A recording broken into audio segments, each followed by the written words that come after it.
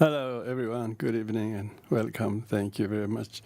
Here we are gathered here again as a weekly commitment to read very authentic teachings, classical teachings recorded in Pali literature and translated into English. So being able to commit ourselves like this, give each other company, and being committed to the time, and know that it is good to build on, listening, reflecting, and lending our attention, because often our attention don't know what to focus on. And even if you were to read something yourself, people are reading very casually, a couple of pages, and they fold it and they leave it. They don't continue. Hardly anyone read a whole hour. So it's good for me anyway to have the discipline to read this. And so for you to lending your ears, it makes it even more useful. I don't know how many times you read continuously an hour and a half of a classical text like this. If you do, that's good, so the reading and listening are very important parts of Dharma knowledge, comprehension. Often object and subject of meditation comes from good reading. So thank you, everyone. We are here in the first week of the lunar calendar, first Thursday of the lunar calendar. So if you wanted to renew your New Year's resolution, there's another go. To commit to study weekly like this and stick with your Sangha or offer support. That's very good. Thank you very much. So as usual, we'll start with the prayers, meditation on the qualities, reflecting on the qualities of the Buddha. Incredible. You can't meditate enough on that. And qualities of the Dharma, qualities of the Sangha, who are totally changed and transformed, influenced by the Dharma. However feeble or undisciplined we are, we still are so convinced the Dharma is true. Having that adherence is incredible, really. A lot of people are never meeting Dharma. Even if they meet, they just, that's not for me. For this life, for this body, for tonight. They're always looking for something that suits the day or the night or the week and the me, not really looking Dharma as a sustainer of our own sanity. It's very so reflecting refuge in the Dharma, refuge in the Sangha, refuge in the Dharma aren't just a prayer you say at the beginning. The very fact that with duration that we listen and read is refuge in the Dharma. You are completely safe. You're much safer to listen to the Dharma. Even more safer to remember some of the points and allow those to reconstitute your mind. You are safer. Because our mind is so much at the whim of other things, otherwise it's just sitting. Anything could ignite your craving or your wrong view and childish reactions. But when you listen and reflect on Dharma, you are completely guarded and protected. So that's why studying, reading, reflecting is very core part of refuge. So refuge isn't a prayer, just say at the beginning. It's just whole time you sit here, and also subjectively, subsequently reflect on this, is all refuge. You wouldn't believe how much it's helping you to reconstitute your mind in the way you think and not think. It's through listening and reflecting and reading, you got so much from it, and it saves you from ill will, wrong view, and the like. So that's why when we say this prayer, we are reiterating the refuge itself as being part of the practice in your everyday well-being. So join your hands at the heart to express this. Oyenda Buddha Dharma Zanga Adere Vyeda Ladama Pavache Adyendala Ashare Vadavadrebe and the Buddha Dhamma Sangha Adere Vyeda Ladama Pavache Adyendala Ashare Vadavadrebe and the Buddha Dharma Sangha Adere Vyeda Ladama Pavache Adyendala Ashare Vadavadrebe. May all beings have happiness and cause of happiness. May they be free from suffering and the cause of suffering. May they know a powerful happiness that knows no suffering. May they dwell in equanimity, free from attachment. May all beings have happiness and cause of happiness. May they be free from suffering and the cause of suffering. May they know a powerful happiness that knows no suffering.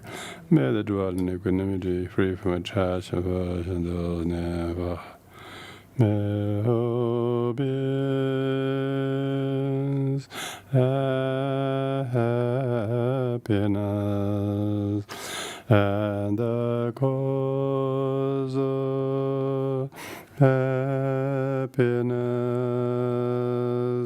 may they be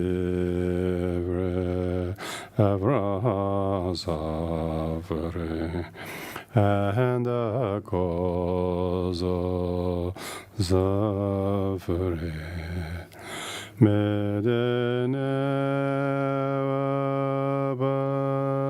from the happiness that knows no suffering.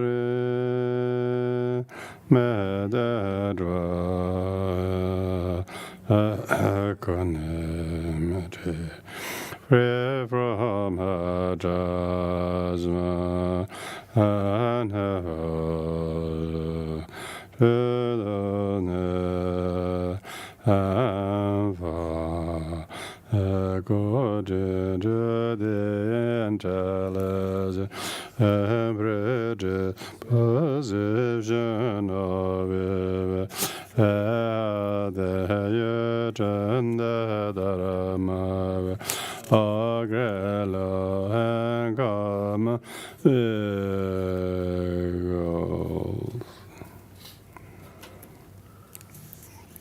So we are continuing the text written by Buddhagosha, a 3rd century Buddhist scholar and a monk and perhaps arhat, whose incredible commitment to write such a monumental text very much shows where his direction lies and how some 1700 years later his writings are translated from Pali into German and English and others. So we have the good fortune to read the translation. We are currently reading the 13th chapter, which mainly concerns with the direct knowledge. Direct knowledge in this is in relation to how the world comes to an end. So we concluded last week on page 461, section 58. So we're starting with 59. The occasion when the eon is destroyed by air should be treated in the way already described, beginning with the first of all great clouds heralding the eon's destruction appears. There is this difference, however. While in the first case there was a second sun, here a wind arises in order to destroy the eon.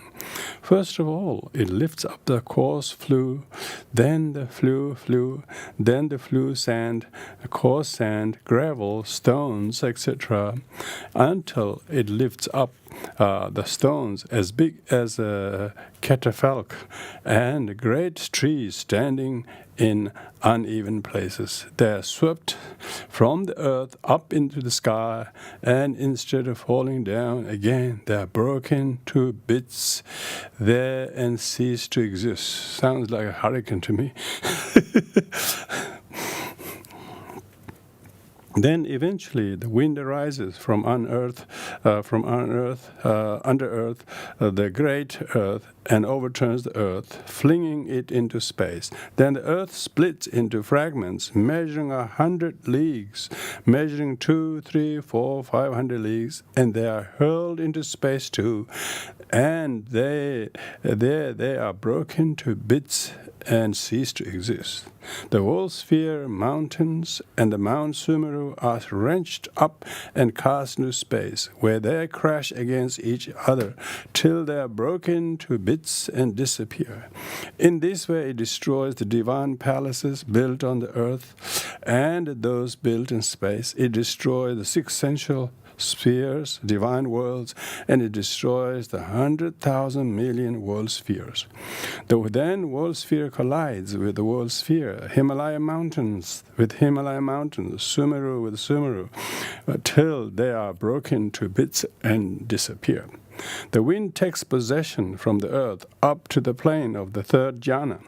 There, after destroying 3 Brahma worlds, it stops at the Vehavala world. When it has destroyed all form things in this way, it spans off too. Itself too. Then all happen as already described in the way beginning. The upper space is all one with the lower space in the vast gloomy darkness.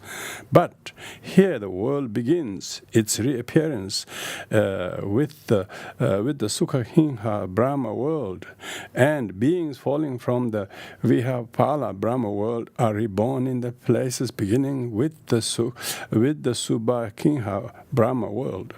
Herein, the period from the time of the great clouds heralding the eon's destruction up till the ceasing of the eon destroying wind is one incalculable. That from the ceasing of the wind till the great clouds of rehabilitation is the second incalculable. These 4 incalculables make up one great eon. This is how the destruction by wind and reconstitution should be understood. What is the reason for the world's destruction in this way? The 3 roots of the unprofitable are the reasons. When any of the roots of the unprofitable becomes conspicuous, the world is destroyed accordingly. When greed is more conspicuous, it is destroyed by fire. When hate is more conspicuous, it is destroyed by water.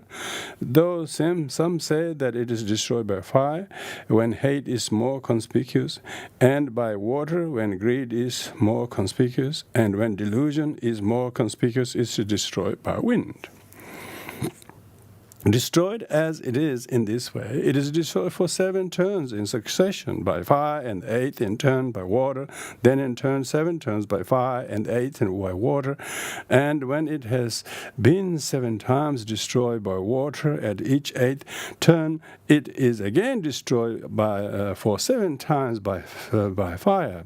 63 eons passes in this way, and now is the air takes the opportunity to usurp the water's turn for destruction, and in destroying the world, it demolishes the Sukha Kingha world, Brahma world, where the lifespan is full 64 eons. Now, when a bhikshu capable of recollecting eons is recollecting his former life, then of such eons as these he recollects many eons of world contraction, many eons of world expansion, many eons of world contraction and expansion. How?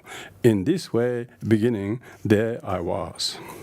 Herein, there I was, in that eon of contraction. I was in that kind of becoming of generation, or destiny, or station of consciousness, or abode of beings, or order beings. So named, such for names as Tissa, say for Pusha, or such a race, for such a family as a Kachana, say, or Kachana. This is said of the recollection of his own name, race, surname, and past existence. But if he wants to recollect his own appearance at that time, or whether his life was a rough or refined one, or whether pleasure or pain was prevalent, or whether his lifespan was short or long, he recollects that too. Hence he said, with such an appearance, with the end of my lifespan. 68. Here, with such an appearance means fair and dark. Such was my food. With white rice and meat dishes as food, or with windfall fruits as food. Such my experience of pleasure and pain, with varied experience of bodily and mental pleasure or pain, classes worldly and unworldly, and so on. Such an end of my lifespan, with such a lifespan of century or lifespan of 84,000 eons. And passing away from there, I reappeared elsewhere. Having passed away from that becoming generation, destiny, station of consciousness, abode of being or order of being, I again reappeared in that other becoming generation, destiny, station of consciousness, abode of beings or order of beings. And there too I was. Then again I was there in that becoming generation, destiny, station of consciousness, abode of beings or order of beings, so named, etc., are as already stated.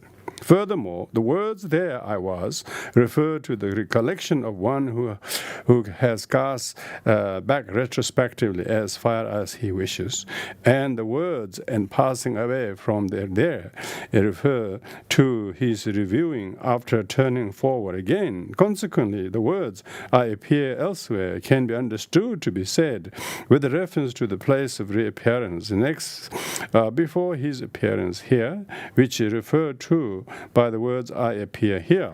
But the words "there too I was," etc., are said in order to show the recollection of his name, race, etc. There in place of his reappearance next before his appearance, and passing away from here, I reappeared here. Having passed away from the next place of reappearance, I was reborn in this Katyayana clan or Brahmin clan.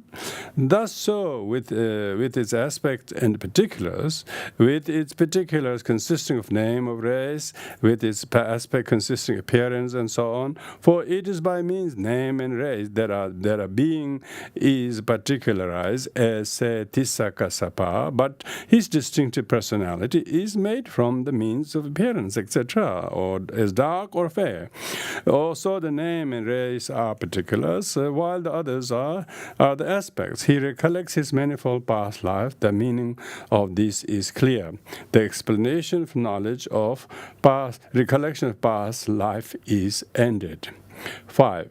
The divine eye, conscious knowledge of passing away and the reappearance of being. As to the explanation of knowledge of passing away and reappearance of beings, here is the text. He inclines his mind to the knowledge of the passing away and reappearance of beings. With the divine eye, which is purified and surpasses the human, he sees beings passing away and reappearing, inferior and superior, fair and ugly, happy and unhappy in their destiny. He understands beings as fearing according to their deeds. These worldly beings who are ill-conducted in body, speech, mind, revilers of noble ones, wrong in their views, acquirers of karma due to wrong views, have, on the breakup of the body after death, appeared in the state of loss, in an unhappy destiny, in perdition, in hell. But these worldly beings, who are well conducted in body, speech, and mind, not revilers of noble ones, right in their views, acquirers of karma due to their right view, have, on the breakup of the body after death, appeared secured in the happy destiny, in the heavenly world, thus with the divine eye, which is purified and surpasses the human, he sees beings passing away and reappearing, inferior and superior, fair and ugly, happy or unhappy in their destiny. He understands beings as faring according to their deeds. Herein, to the knowledge of the passing away and reappearance, chutu patanana ya chatiya cha upapate cha nanaya, resolution compound. The meaning is, for the kind of knowledge by means of which beings passing away and reappearance is known. For knowledge of the divine eye is what it meant. He directs, he inclines his mind. He both directs and inclines preliminary work consciousness. He is the bhikkhu who does not direct, who does the directing of his mind. But as regard with the divine eye, etc., it is divine because it is similarity of the divine to the divine. For deities have the divine eye, the sensitivity that is produced by karma consisting in good conduct and unimpeded by bile, phlegm, and blood, etc., and capable of receiving an object, even though far off, because it is liberated from imperfection. And this type, consisting of knowledge, which is produced by the power of these bhikshus' energy in development, is similar to that. So it is divine because it is similar to divine. Also, it is divine because it is obtained by means of divine abiding, and because it has divine abiding as its support. It is divine because greatly illuminates by discerning light, and it is divine because it has great range through seeing visible objects that are behind walls and so on. And that should be understood according to the science of grammar. It is eye in the sense of seeing. Also, it is an eye since it is like the eye in its performance of eye's function. It is purified since it is the cause of purification view, owing to seeing passing away and reappearance. One who sees only passing away and not reappearance assumes the annihilation view, and one who sees only reappearance, not passing away, assumes the view that a new being appears. But since one who sees both outstrips that true false view, that vision of this is therefore cause of purification of view. And the Buddha's sons see both of these. Hence it was said above, it is purified, since it is cause of purification view, owing to seeing passing away and reappearance. It surpasses the human is seeing a visible object by surpassing the human environment, or it can be understood that it surpasses the human in surpassing the human fleshy eye.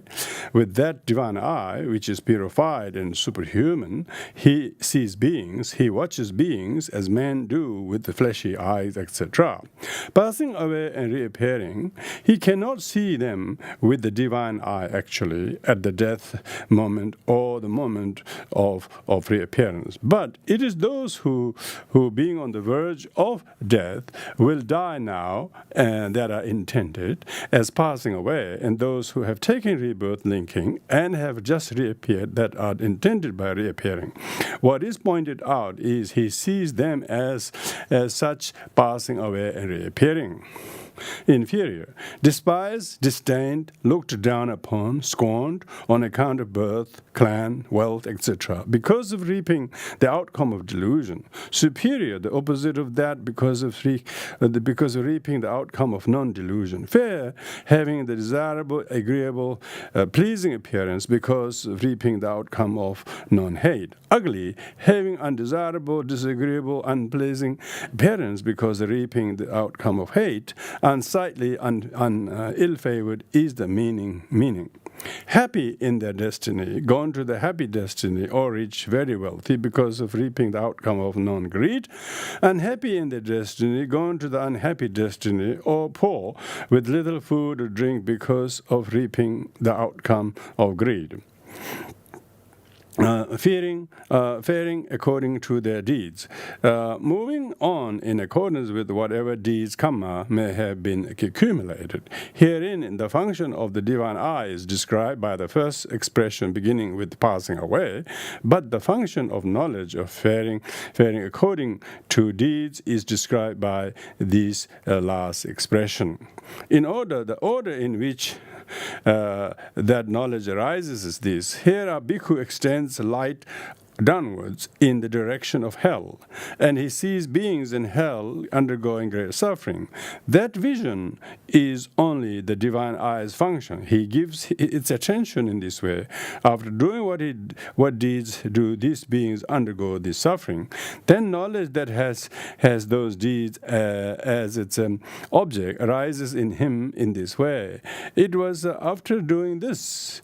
Likewise, he extends the light upwards in the direction of the sensual sphere divine world, and he sees beings in the Nandana grove or Misaka grove or Parusaka grove, etc., enjoying great good fortune. That vision also is only the divine eye function. He gives attention to it in this way. After doing what deeds do these beings enjoy this good fortune, then knowledge that has these deeds as its object arises in him in this way. It was after doing this. This is what is called knowledge of faring according to deeds.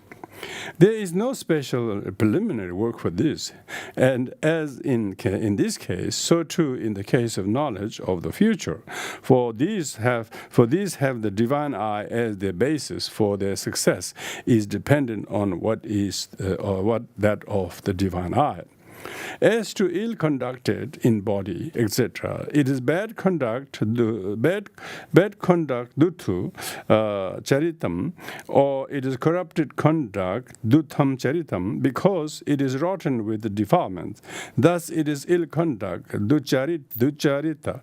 Ill conduct comes about by means of the body, or the ill conduct has arisen due to the body. That is, it is ill conducted in body. So too with the rest. Ill conduct is endowed with ill conduct. Revilers of noble ones, being desirous of harm for noble ones, consisting of Buddhas, Pratyeka Buddhas, and disciples, and also of householders who are stream enterers, they revile them with the worst accusation or with the denial of the special qualities. They abuse and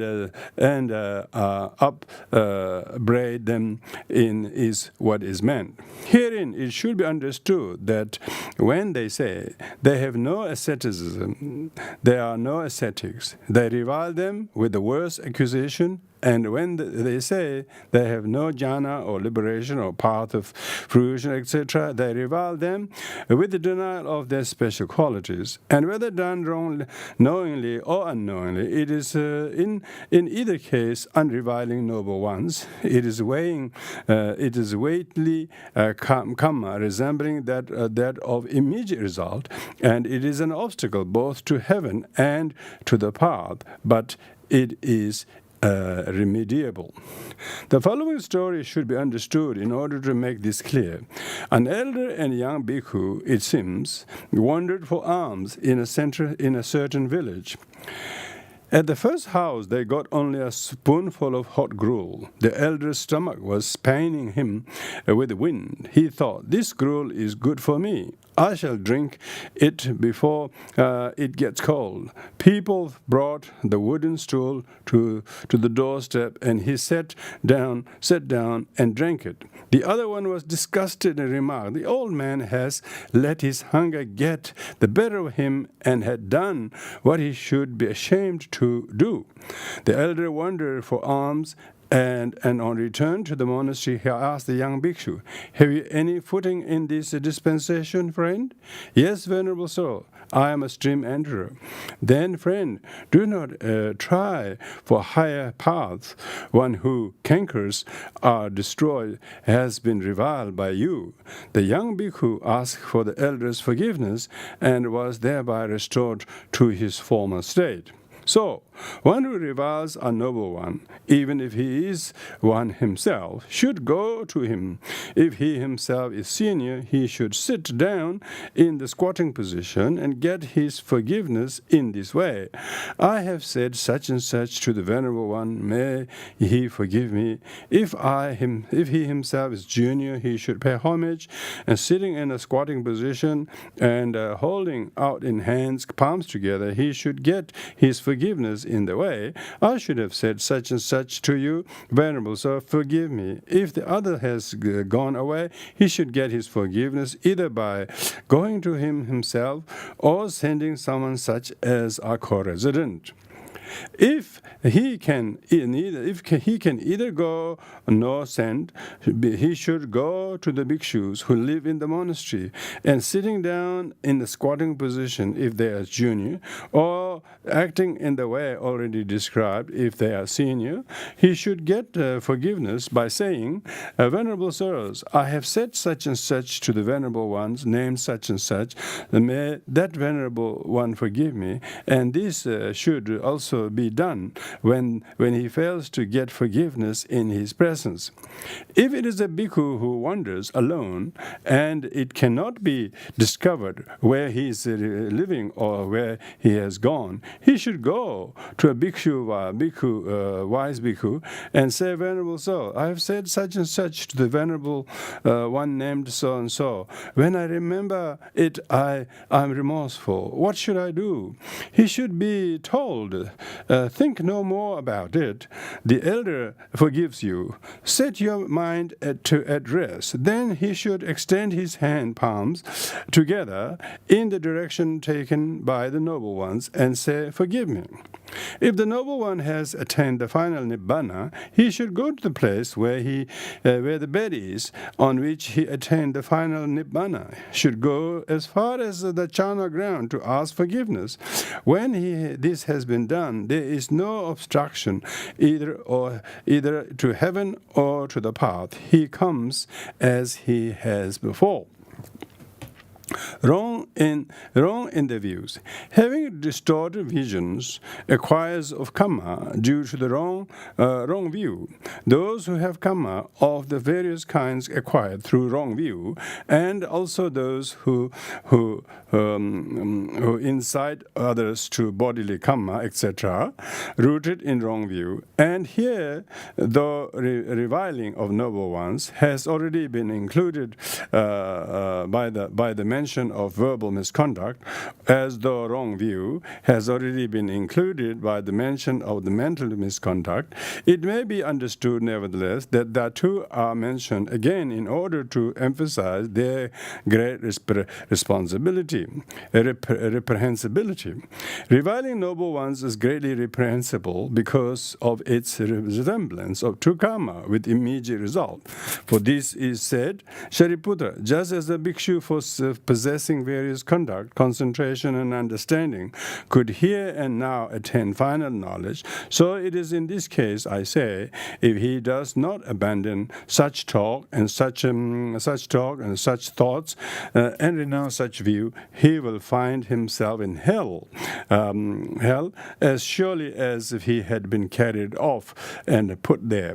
And there is nothing more reprehensible than wrong view, according as it is said, Bhikkhu, I do not see any one thing so reprehensible as wrong view. On the breakup of the body, on the giving up of the clung to aggregates, after death, in the taking up of the aggregates generated next life after that, or alternatively, on the breakup of the body is on the interruption of the life faculty, and after death is beyond the death consciousness. A state of loss and the rest are all only synonymous for hell. Hell is a state of loss.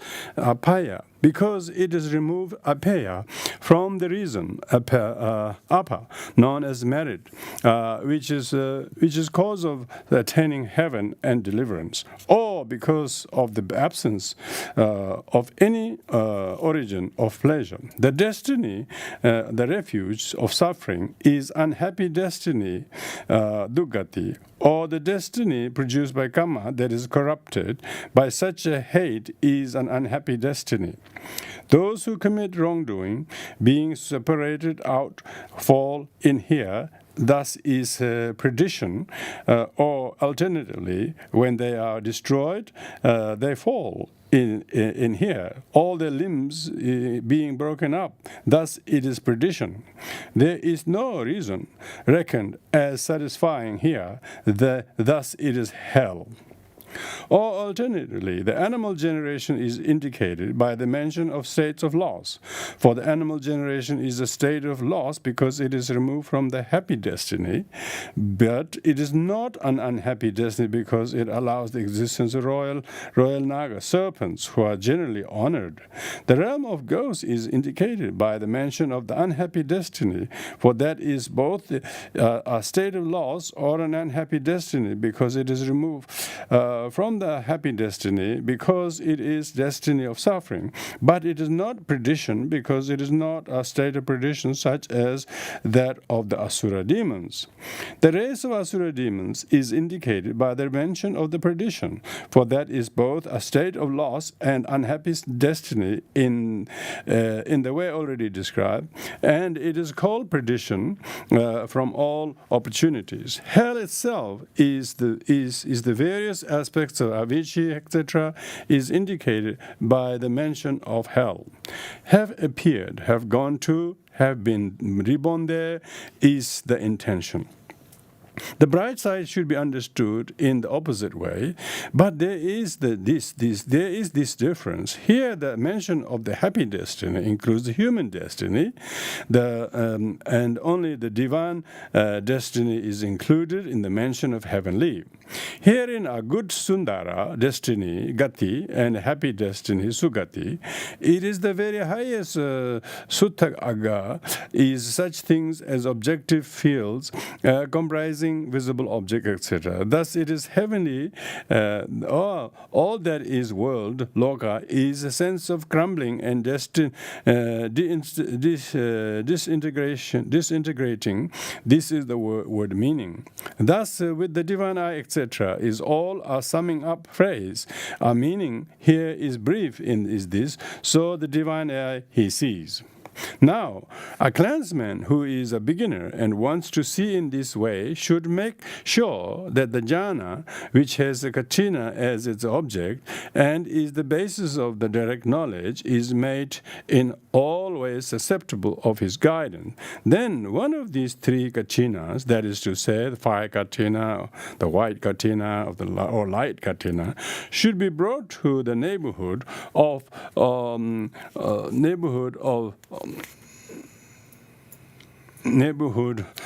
the arising of divine eye knowledge. He should make the access jhana his resort and stop there to extend the katina. The intention is that absorption should not be aroused here, for if he does induce absorption, then the katina will become the support for basis of jhana, but not for the direct knowledge preliminary work. The light katina is the best of the three.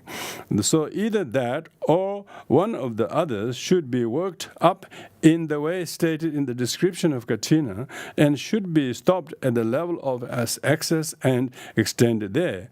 And the method of extending it should be understood in the way already described there too.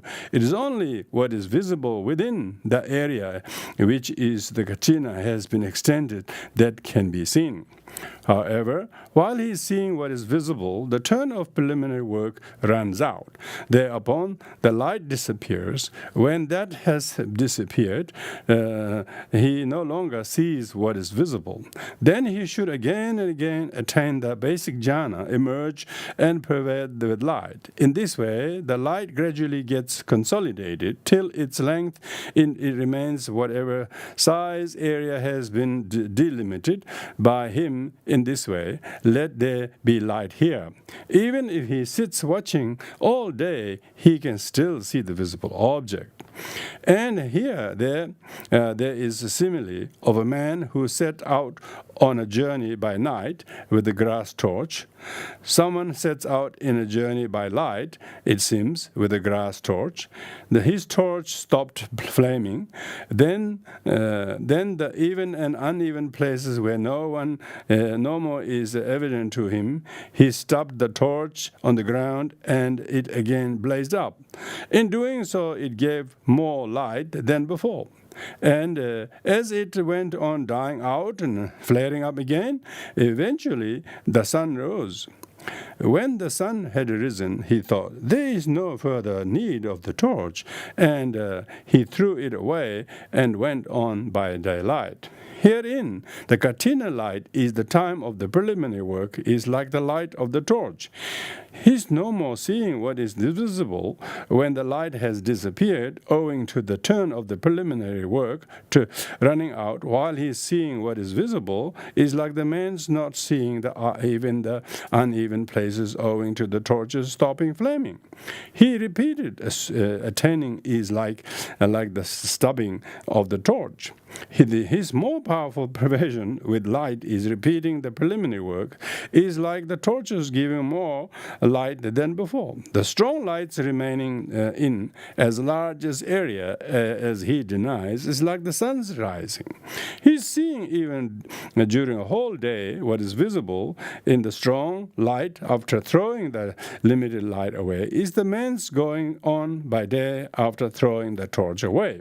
Herein, when visible objects that are not within the focus of the bhikkhu, fleshy eye, comes into focus of the eye of his eyes of knowledge, that is to say, visible objects that are inside his belly, belonging to the heart bases, belonging to what is below the earth's surface, behind the walls, mountains and enclosures, or in other world sphere, and as are seen if the fleshy eye, then it should be understood that the divine eye has risen, and only that is capable of seeing the visible object here, not the preliminary work of consciousness. But this is an obstacle for an ordinary man. Why? Because wherever he determines, let there be light, it becomes all light, even after penetrating through earth, sea, and mountains. The fear rises in him when he sees the fearful forms of spirits, ogres, etc., there owing to which his mind has distracted and he loses his jhana, so he needs to be careful in seeing what is visible.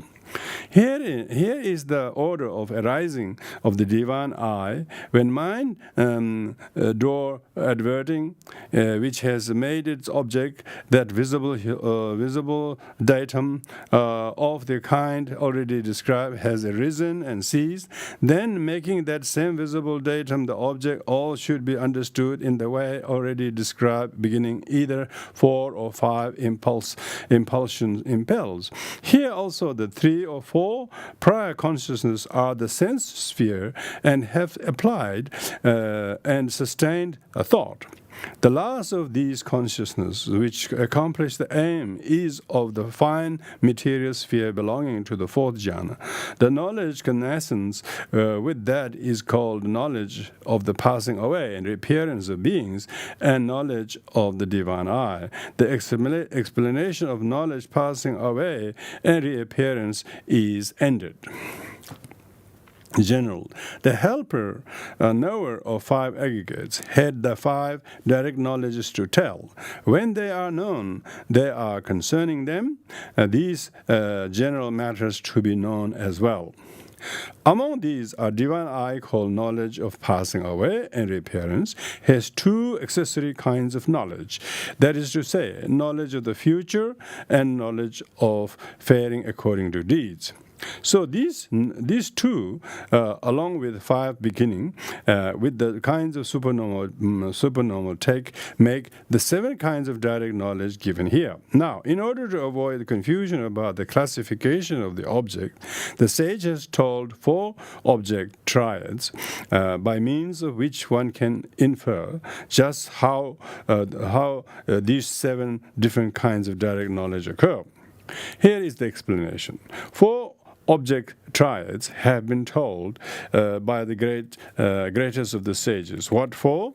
The limited object triad, the path object triad, and the past object triad, and internal object triad. Herein, knowledge of supernormal power occurs with respect to the 7 kinds of object, that is to say, as having a limited or exalted or a past, a future or present, and an internal or external object. How? When he wants to go with an invisible body, after making his body depends on the mind, and he converts the body to accord with the mind, and he sets it, mounts it on the exalted consciousness, then taking it in the accusative case is the proper object. It has a limited object because its object is material body. When he wants to go with a visible body, after making the mind dependent on the body, then he converts the mind to accord with the body and sets it, mounts it on the material body, then taking it, the word in the sense accusative case, the proper object, it has an exalted object because its object is exalted consciousness. But that same consciousness takes what has passed, has ceased as its object. Therefore, it has a past object. In those who resolve about the future, as in the case of the elder Mahakashapa in the great storing of the relics and others, it has a future object. When the elder Mahakashapa was making great relic store, it seems he resolved thus: during the next 2,218 years in the future, let not these perfumes dry up, or these flowers wither, or these lumps go out, and so it all happened. When the elder Asagutta saw the community of bhikshus eating dry food in the Vetaniya lodging, he resolved thus: let the water pool become cream of curd every day before the meal. And when the water was taken before the meal, it has cream of curd. But after the meal, there was only the normal water. At the time of going with an invisible body, after making the body dependent on the mind, it has a present object. At the time of converting the mind to accord with the body, or the body to accord with the mind, and at the time of creating one's own appearance as a boy, etc., it has an internal object because it makes one's own body and mind as its object. But the time of showing elephants, horses, etc., externally, it has an external object. This is how, firstly, the kinds of supernormal power should be understood to occur with respect to the 7 kinds of object. 2. Knowledge of divine ear element. Knowledge of divine ear element occurs with respect to 4 kinds of object, that is to say, as having limited or a present and an internal or an external object. How? Since it makes sound its object, and since the sound is limited, it therefore has a limited object. But since it occurs only by making existing sound its object, it has a present object. At the time of hearing sounds in one's own belly, it has the internal object. Can you hear that? Roaring, rumbling tummy. At the time of hearing the sounds of others, it has an external object, like now. This is how the knowledge of the divine ear element should be understood to occur with respect to the 4 kinds of object. Third, the knowledge of penetration of minds occurs with respect to 8 kinds of object, that is to say, as having a limited, exalted, measureless object, path as an object, and the past or future or present object, and external object. How? At the time of knowing other sense sphere consciousness, it has a limited object. At the time of knowing the fine material sphere or immaterial sphere consciousness, it has an exalted object. At the time of knowing path and fruition, it has a measureless object. And here, an ordinary man does not know stream enterer consciousness, nor does a stream enterer know one's returners, and so on up to Arhan's consciousness. But an Arhan knows the consciousness of all the others, and each higher one knows the consciousness of all those below him. This is the difference to be understood. At the same time, when it has path consciousness as its object, it has path as object. But when one knows others' consciousness within the past 7 days or within future 7 days, then it has a past object as has a future object, respectively. How does it have a present object? Present Pachupana is of 3 kinds, that is to say, present by moment, present by continuity, and present by extent. Herein, what has reached arising, presence, and dissolution, what is included in 1 or 2 rounds of continuity is present by continuity. Herein, when someone goes to a well-lit place after sitting in the dark, an object is not clear at first. Until it becomes clear, 1 or 2 rounds of continuity should be understood to pass meanwhile. And when he goes into an inner closet after going about in the well-lit place, a visible object is not immediately evident at first until it becomes clear, or 1 or 2 rounds of continuity should be understood to pass meanwhile. When he stands at a distance, although he sees the alternation movements of the hands and washermen and the alternative movements of the striking of gongs, drums, etc., yet he does not hear the sound at first.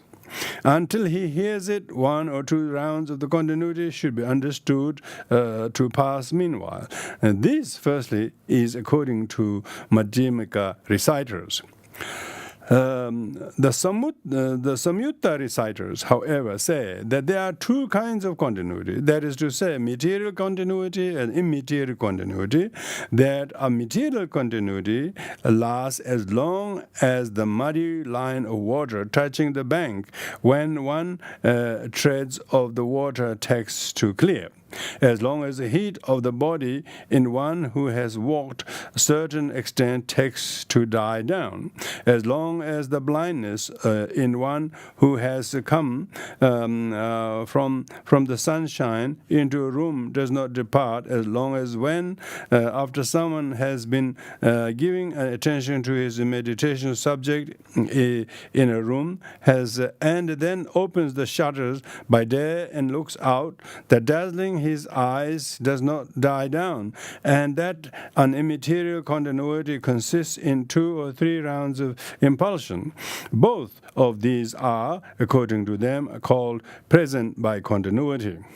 What is delimited by a single becoming existence is called present by extent, with reference to which is said in Bhaddyakarata Sutra, friends, the mind and mental object are both what is present. Consciousness is bound by desire and greed for what is present. Because consciousness is bound by desire and greed, he delights in that. When he delights in that, then he is vanquished with respect to present states. And here the present by continuity is used in the commentaries, while present by extent is used in the sutras. Herein, some say that consciousness present by a moment is the object of knowledge of penetration of minds. What reason do they give? It is that the consciousness of the possessor of supernormal power and that of the other side is a single moment. Their simile is this: just as when a handful of flowers is thrown into the air, the stalks of one flower is probably struck by the stalk of another, and so too, when the thoughts, I will know another's mind. The mind is a multitude, is adverted true as a mass. Then the mind of one is probably penetrated by the mind of the other, either at the moment of arising, or at the moment of presence, or at the moment of dissolution.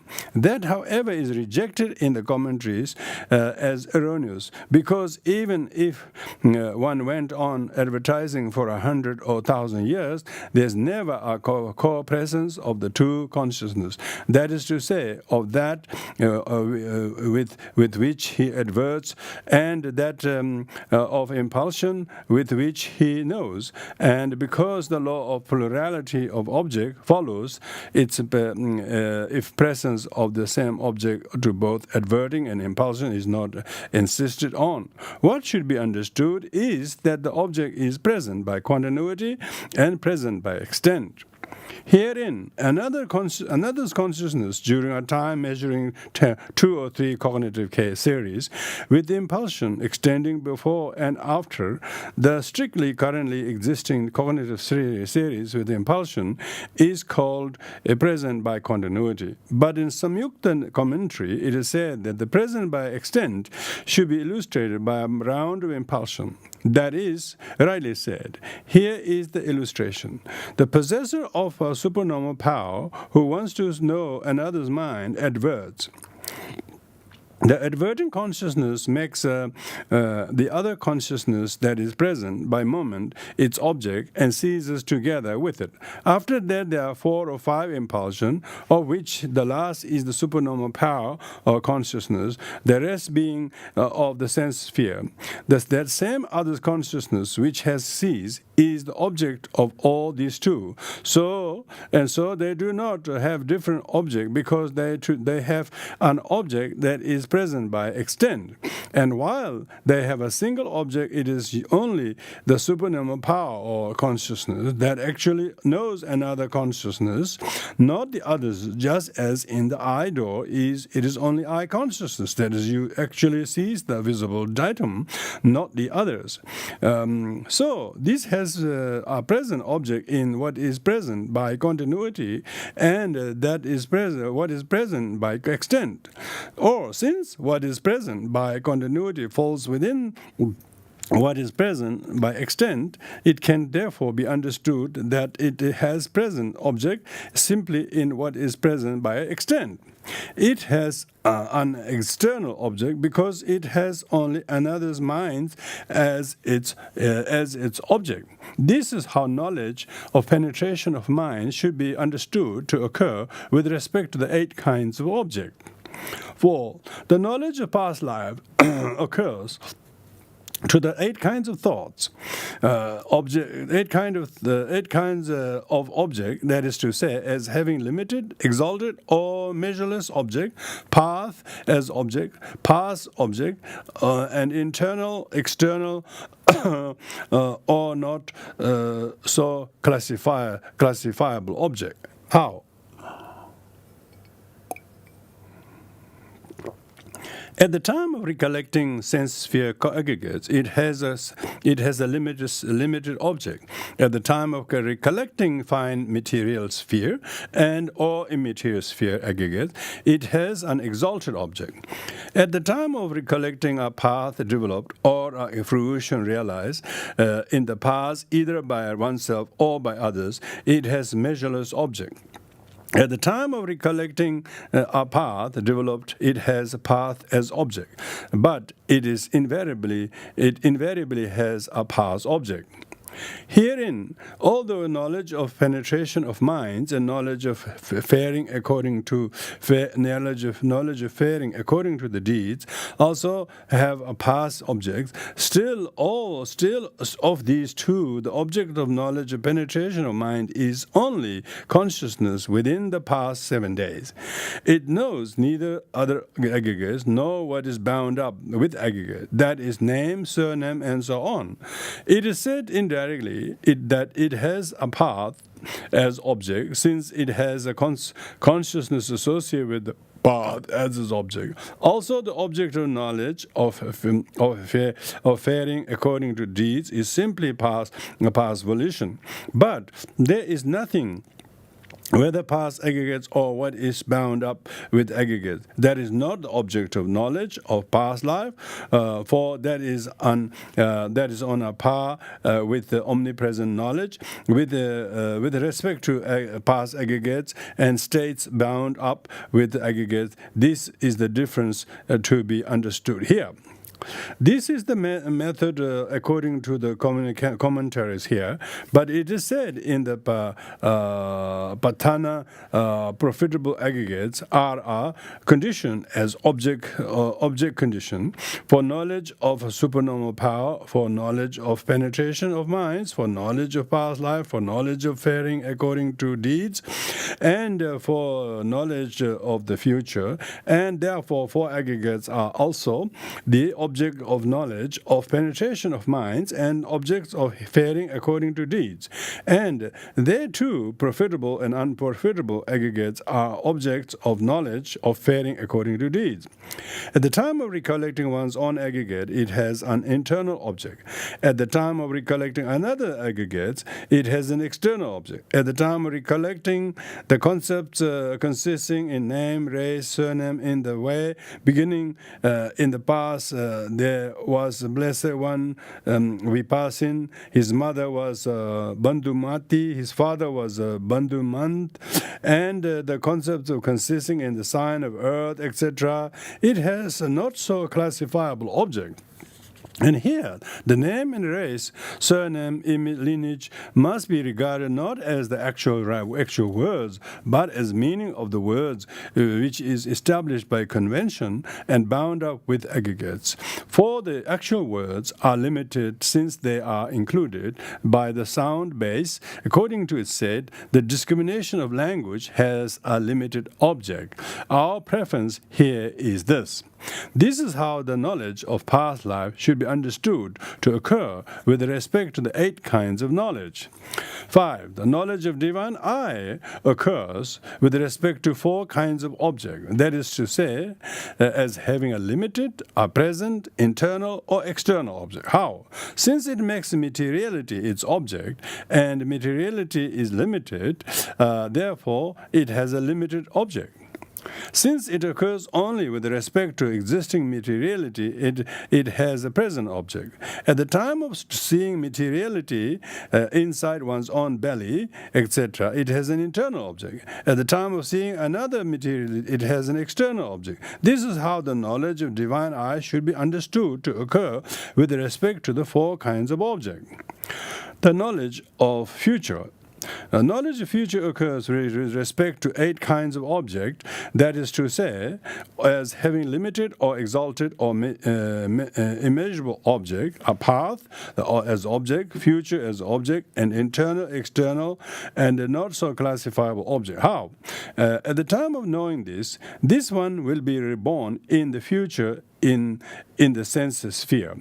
It has a limited object. At the time of knowledge, he will be reborn in the fine material, immaterial sphere. It has an exalted object. At the time of knowing, he will develop the path. He will realize the fruition. It has an immeasurable object. And at the time of knowledge, he will develop the path. It has a path as object too, but it is invariably has a future object. Herein, all the knowledge of the penetration mind has a future object too. Nevertheless, its object in then only future consciousness that is within 7 days, for it knows neither the other aggregates nor what is bound up with the aggregates. But there is nothing in the future as described under the knowledge of the past life that is not the object of knowledge of the future. At the time of knowing I shall be reborn here, it has an internal object. At the time of knowing so and so will be reborn there, it has an external object. But at the time of knowing the name and race, surname in the way beginning, in the future, the Blessed One Maitreya will arise. His father will be Brahmin Subramana. His mother will be the Brahmin Brahmawati.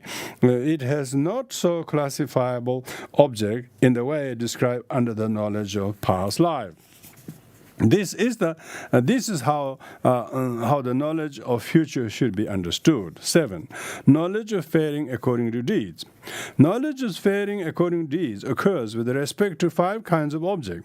That is to say, as having limited or exalted or past or and internal or external object. How? As the time of knowing sense sphere kamma deeds, it has a limited object. At the time of knowing fine material sphere or immaterial sphere, kamma, it has an exalted object. Since it knows only what is past, it has past object. At the time of knowledge, one knows one's own kamma, it has an internal object. At the time of knowing another kamma, it has an external object. This is how the knowledge of faring according to deeds should be understood to occur with respect to the 5 kinds of object. And when the knowledge described here, both as having an internal object or having external object, knows these objects now internally or now externally, it is when it is said that it has an internal object as well. The 13th chapter concluding the description of direct knowledge in the path of purification composed for the path of gladdening the good people. Gladdening the good people. So if you're glad to be here, you're good people.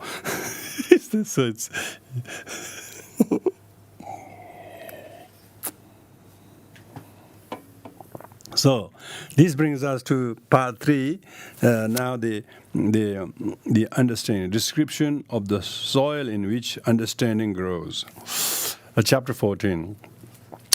This is a description of the aggregates, 5 skandhas. The understanding A. Now concentration was described under the heading of consciousness in the stanza. When a wise man established well in virtue, developed consciousness and understanding, and that has been developed in all aspects by the bhikkhu, who is thus possessed of the more advanced development of concentration that has acquired with the direct knowledge and benefits. But understanding comes next, and that has still to be developed. Now, that is not easy. Firstly, even to know about, let alone to develop, when it is taught very briefly. In order, therefore, to deal with the detailed method of the development, there is the following set of questions. 1. What is understanding? 2. In what sense is understanding? 3. What are its characteristic, function, manifestation, and proximate cause? 4. How many kinds of understanding are there? 5. How is it developed? 6. What are the benefits of developing understanding? 2. Here are the answers. What is understanding? Understanding, panya. So here understanding is used for wisdom, yeah? Understanding is used because Venerable Nyanaponika uses the understanding for wisdom. The third one. Understanding, panya, see prajna, we call prajna, in Pali talks panya, is of many sorts and has various aspects. An answer that attempted to explain is all would accomplish accomplish neither its intention nor its purpose, and would besides lead to distraction. So we shall confine ourselves to the kind intended here, which is understanding consisting of an inside knowledge associated with a profitable consciousness. So that's the panya, is insight knowledge. Second, in what sense is it understanding? It is understanding, or prajna, in the sense of the act of understanding, pajjanana. What is this act of understanding? It is knowing jnana in a particular mode separate from the modes of perceiving and cognizing, for though the state of knowing is equally present in perception, in consciousness, and in understanding, nevertheless perception is only the mere perceiving of an object as say blue or yellow. It cannot bring about the penetration of the characteristic as impermanent, painful, and no self. Consciousness, see, this is talking of panya. So the panya is being able to see these three marks, 3 signs: impermanent, suffering, and no self. That is the wisdom. Consciousness knows the object as blue or yellow, like the eye can see, and it brings about the penetration of its characteristic, but it cannot bring about by endeavoring the manifestation of the supermundane path. Understanding knows the object in the way already stated. It brings about the penetration of the characteristic, and it brings about endeavoring the manifestation of path. Suppose there were 3 people: a child without discretion, a villager, and a money changer, who saw a heap of coins lying on a money changer's counter. The child without discretion knows merely that the coins are figured and ornamented, long, square, and round. He does know that they are reckoned as valuable for human use, enjoyment. And the villager knows that they are figured and ornamented, etc., and that they are reckoned as valuable for human use and enjoyment, but he does know how much distinction as this one is genuine, this is false, this is half value.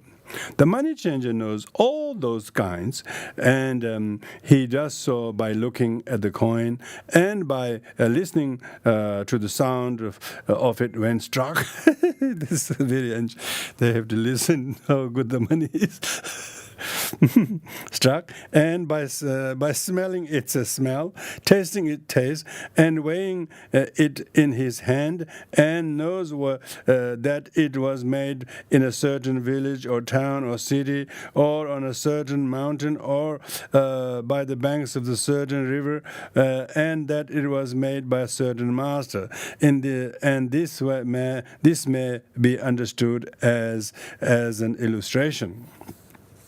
Very, very primitive example, that one. Perception is like a child. Perception is like a child without discretion, seeing the coin, because it apprehends the mere mode of appearance. So all of our daily perception is like a child, like childish beings. Apprehends the mere mode of appearance of the object, blue, and so on.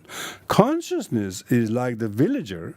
The distinction between the aggregates, yeah? Consciousness is like the villager seeing the coin because it apprehends the mode of the object as blue, etc., and because it extends further and reaching the penetration its characteristic. Understanding is like the understanding is the wisdom, yeah? Understanding is the money changer seeing the coin because after apprehending the mode of the object as blue, etc., and extending to the penetration of the characteristic, it extends still further, reaching the manifestation of path. That is why this act of understanding should be understood as knowing in a particular mode separate from the mode of perceiving and cognizing. For that is what the words it is understanding the sense of act of understanding refers to. However, it is not always to be found where perception and consciousness are, but when it is not disconnected from those states.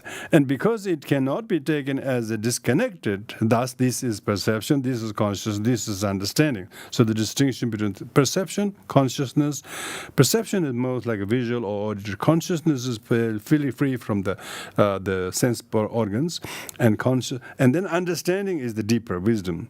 Like perception, consciousness, this is understanding. Its difference is consequently subtle and hard to see. Hence the Venerable Nagasena said, "A difficult thing, O king, has been done by the Blessed One." What? Venerable Nagasena is the difficult thing that has been done by the Blessed One. The difficult thing, O king, done by the Blessed One was defining the immaterial states of consciousness and its concomitants, which occur with a single object, and which he declared thus: this is contact, this is feeling, this is perception, this is volition, this is consciousness. So it's talking, then listing the five aggregates, so to speak, which is most people don't talk of five aggregates because it's a very difficult. It's only the enlightened one talk of five aggregates. Others talk about everything out there. So that's the sixth. Seventh one is, what are the characteristic, function, manifestation, and proximate cause of understanding? Understanding has the characteristic of penetrating the individual essence of states. Its function is to abolish the darkness of delusion, which conceal the individual essence of states. It is manifested as non-delusion because of the words, one who is concentrated knows and sees correctly. Its proximate cause is concentration. So that means wisdom only arises from concentration. Yeah, so meditation is key. How many kinds of understanding are there? Firstly, as having the characteristic of penetrating the individual essence of states, it is of one kind. 2, as mundane and supermundane, it is of two kinds. 3, likewise as objects subject to cankers and free from cankers and so on. 4, as the defining of mentality and materiality. 5, as accompanied by joy or by equanimity. 6, as the planes of seeing and of development. 7, it is three kinds of consisting in what is reasoned, consisting what is learned, heard, and consisting in development. 8, likewise as having a limited, exalted, or measureless object. 9, as skill in improvement, detriment, and means. 10, as interpreting the internal, and so on. 11, it is 4 kinds of knowledge of the 4 truths, 4 noble truths. 12, it is the 4 discriminations. 1, herein the single-fold section is obvious in meaning. 2, as regard to twofold section, the mundane is that associated with mundane path, and supermundane is associated with supermundane path. So it is 2 kinds of supermundane and supermundane. 3, in the second dyad, that is subject to cankers is that which object.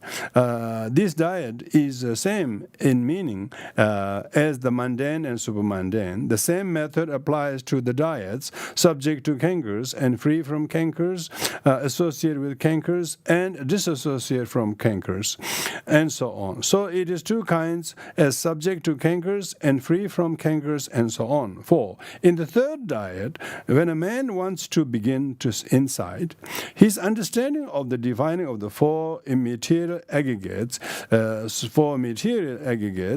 is understanding as defining mentality. And his understanding of the defining of the material aggregate is understanding the defining of materiality. So it is of 2 kinds, as the defining of mentality and materiality. 5, in the fourth dyad, understanding belonging to 2 kinds of sense object, sense sphere profitable consciousness, belonging to 16 of the kinds of path consciousness, with 4 of the jhanas in the fourfold method, is accompanied by joy. Understanding belonging to 2 kinds of sense sphere profitable consciousness and belonging to the remaining 4 kinds of path consciousness, with the 5th jhana is accompanied by equanimity. So it is 2 kinds as accompanied by joy or by equanimity. 6. In the 5th diet, understanding belonging to the first path is plane of seeing. Understanding belonging to the remaining 3 paths is plane of development. So it is 2 kinds of the planes of seeing and development. 7. As regard to the triads, understanding acquired without hearing from another is that consisting in what is reason, because it is produced by one's own reasoning.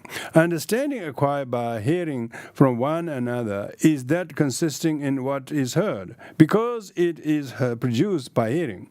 Understanding that has reached absorption, having been somehow produced by meditative development, is that consisting in development. And that is said, hence, herein, what is understanding consisting in what is reason, in the sphere of work invented by ingenuity, or in the sphere of craft invented by ingenuity, or in the sorts of science invented by ingenuity, any preference, view, choice, opinion, judgment, liking for pondering over things that concerns ownership of deeds of karma, as in conformity with truth, or is of such kind as to confirm with such axioms. Materiality is impermanent. Feeling, perception, formation, consciousness is impermanent. That acquires without hearing it from another, that is called understanding consisting that is reasoned. Not just saying things are impermanent, but realizing they are impermanent, then not holding them or wanting to be permanent. This is the real wisdom. That is the real seeing. Real seeing is free from attachment, because you see the impermanence. Anything, not just physical things, but of the 5 aggregates, the first one is form. The rest is all formless. So seeing impermanence of feelings, perception, opinions, all of this is so liberating that you never get drowned in them, because you have the wisdom in discerning that.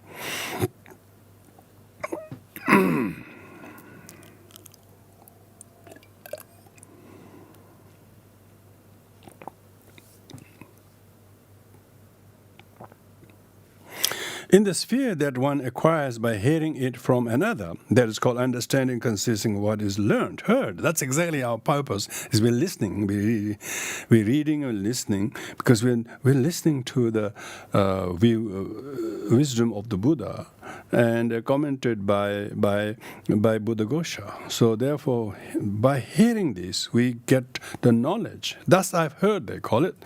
They don't say, thus I made. Or they don't say, thus I have. They say, thus I've heard.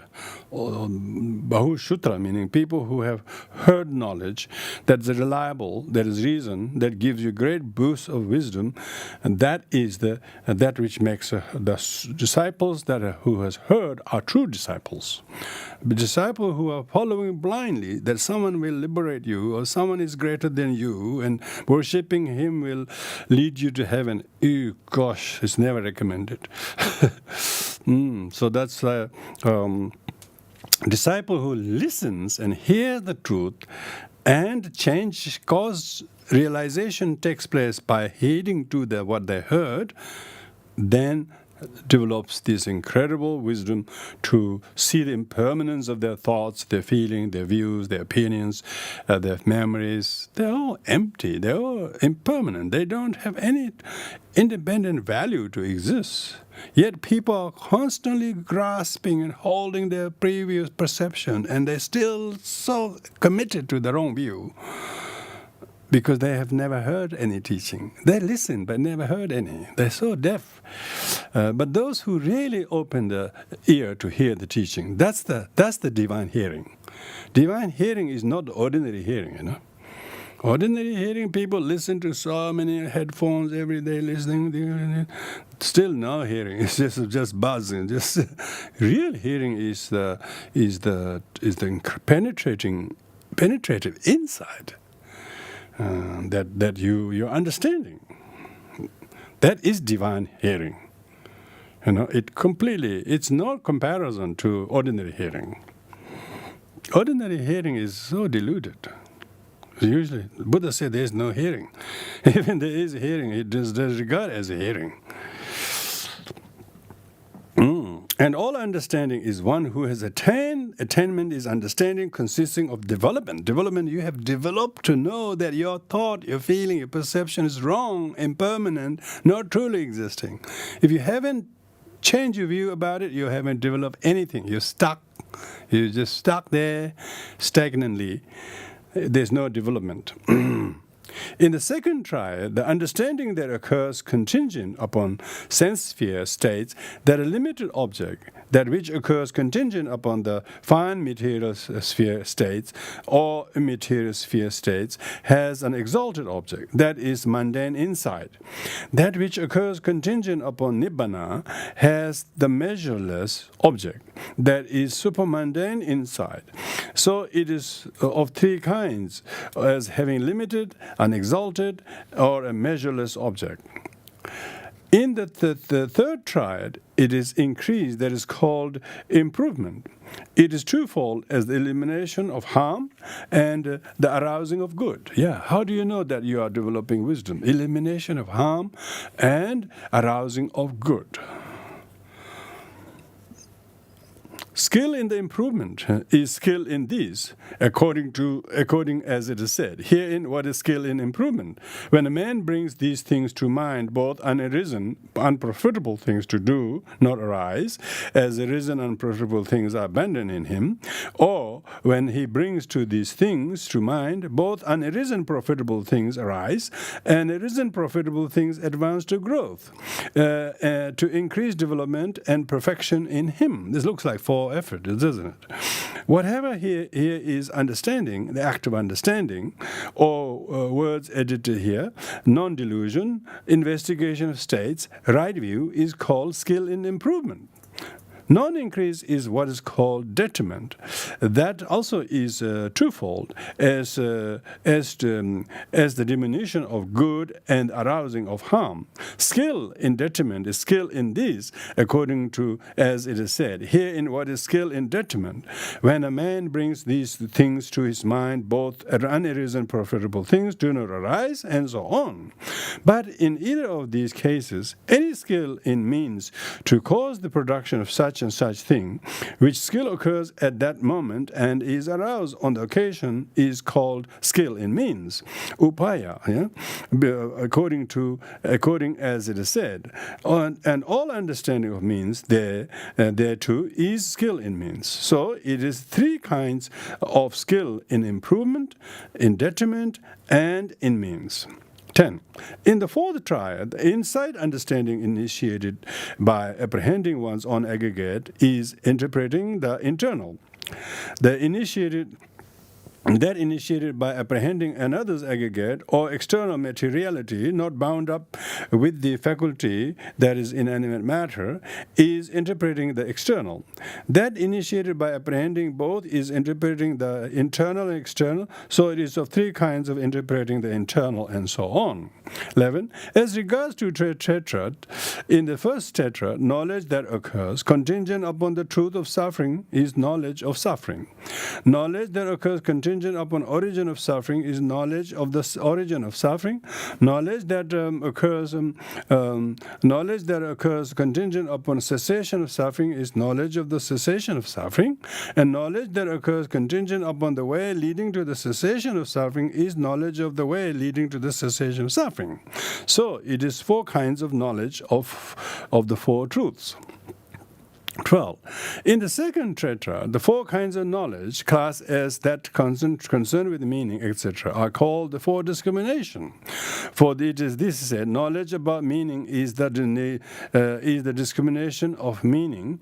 Knowledge about law is discrimination of the law. Knowledge about enunciation is a language dealing with meaning, and law is the discrimination of language. Knowledge about kinds of knowledge is the discrimination of perspicuity. Herein, the meaning is briefly term for the fruit of a cause. For in accordance with the cause it is served, arrived at, reached, therefore it's called meaning or pure purpose. But in particular, the five things, namely, 1, anything conditionally produced, 2, nibbana, 3, the meaning of what is spoken, 4, kamma, the result, 5, the functional consciousness should be understood as meaning. When anyone reviews that meaning, any knowledge of his falling within category concerned with the meaning is discrimination of meaning.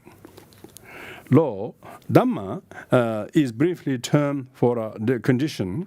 For since a condition necessitates whatever may be, it make it occur to or allow it to happen, it is therefore called law, Dhamma.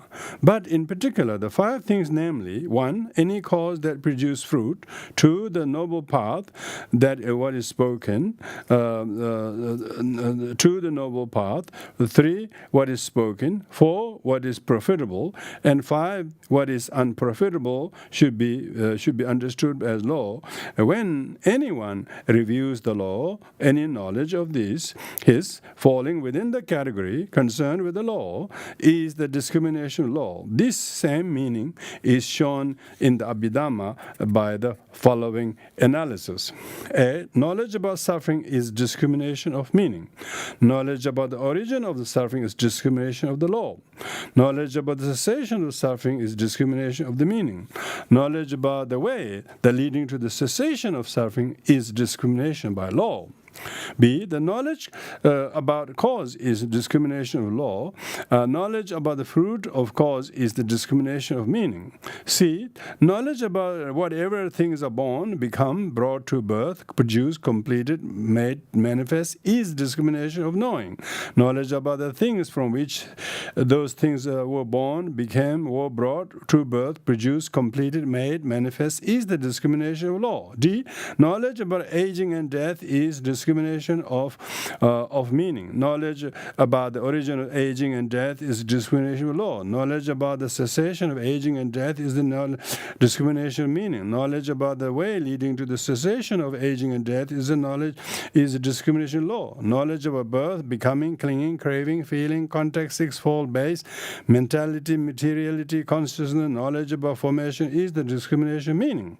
Knowledge about the origin of formation of discrimination law. Knowledge about the cessation formation is the discrimination of meaning. Knowledge about the way leading to the cessation of formation is the discrimination law.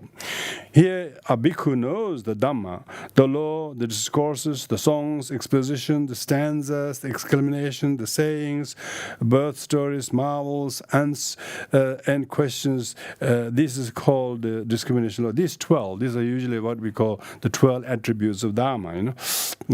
That's all there. So it says the discourses, sutta, the songs, the exposition, stanzas, explanation, the sayings, jatakamala, the birth stories, marvels, that's the avadanas, and question and answer. He knows meaning of whatever is said. This is the meaning, is that was said. This is the meaning of this that was said. This is called the discrimination meaning. 5. What states are profitable? On the occasion when profitable consciousness of the sense sphere has arisen, that is accompanied by joy and associated with knowledge, having a visible datum as object, or a mental datum as its object, or contingent upon whatever it may be, on that occasion there is contact or illusion, there is no wavering. These things are profitable. Knowledge about these things is the discrimination law. Knowledge about the result is discrimination of meaning. Knowledge about the enunciation of language dealing with the meaning of law. There is a language that is individual essence, the usage that has no exceptions, that deals with the meaning and the law, and any knowledge falling within the category concerned with the enunciation of that, with speaking with the utterance of that concerned with the root speech of all beings.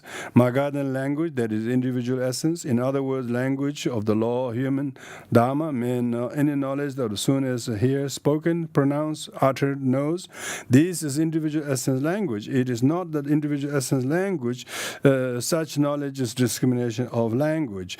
One who has reached the discrimination language knows on hearing the words, etc., that is the individual essence language, and on hearing, etc., he knows that is not the individual essence language.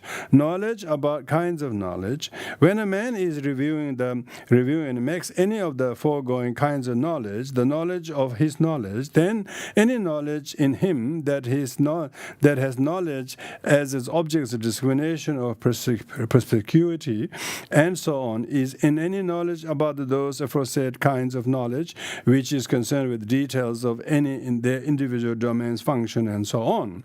And four kinds of discrimination can be placed in two categories: the plane of the trainer and the plane of the non-trainer. Herein, those of the chief disciples and great disciples come into category of non-trainer's plane. Those of elder Ananda and the householder Chuta, the layman devotee Dhammika, and householder Upali, and the laywoman devotee Kajutara, etc., come into the category of trainer's planes. And though they come into the categories of two planes thus, they are nevertheless distinguishable in five aspects, that is to say, as achievement, mastery of scriptures, hearing, questioning, and prior effort. Herein, achievement is reaching arhatship. Mastery of scripture is mastery of Buddha's word. Hearing the learning of Dhamma carefully and attentively. Questioning is a discussion of notice passages and explanatory passages in the text, commentaries, and so on. Prior effort is devotion to insight in the dispensation formal. Buddhas up to the vicinity of the stages of the conformity with the change of lineage by one who has practiced the duty of going into the meditation subject on alms round and coming back with it. Okay, so we'll stop there. Thank you.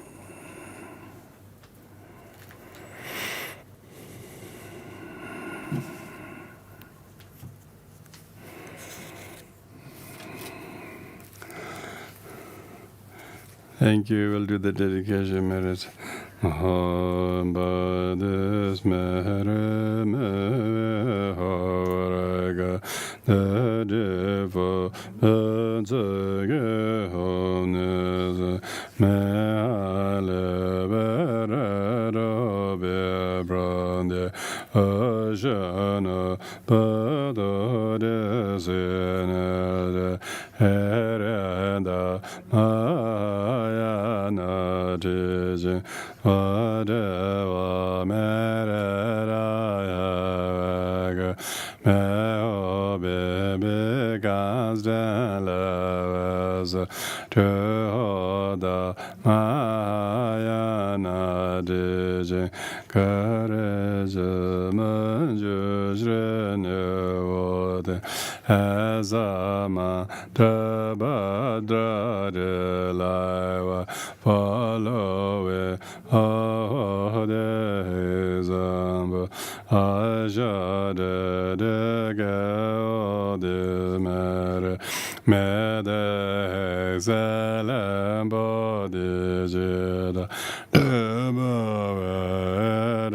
Noyadaza where has been Bomering Freely without generation.